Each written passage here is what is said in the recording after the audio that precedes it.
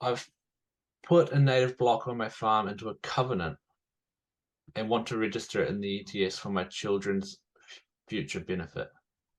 What should I be doing to look after it? So, in terms of the ETS registration and a covenant, perfect. They go hand in hand really well together.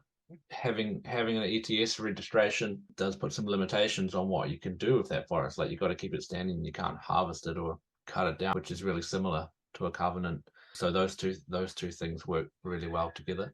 Is there anything else that you would recommend, Sam, from your wanderings through many forests and your activities with biodiversity, other than pest control?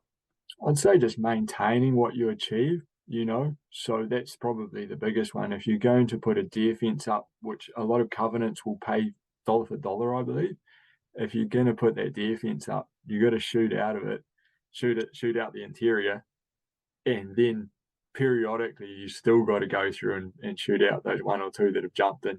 So like it's just maintaining what you've achieved, and it's the same with the predator control.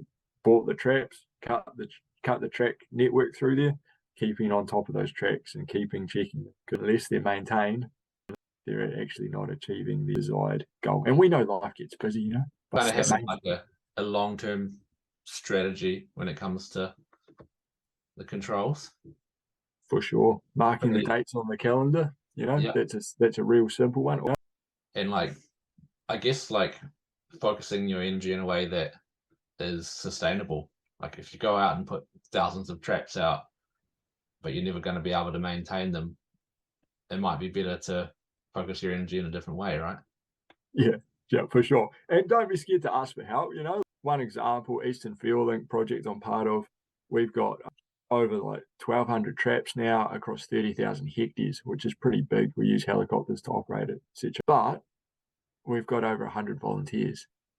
And those guys just want to be able to come and go for a fish, go for a hunt. We're actually looking after these forests on behalf of the entire country, I reckon. And the cool thing is that the entire country is invested in our forests. And so oftentimes if we do need a hand checking the traps, that's probably something someone would like to do and Mm. probably something someone would like to help us with. It doesn't have to be up to us.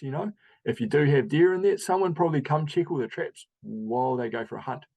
Thinking of alternate ways of skinning the cat is probably a good thing.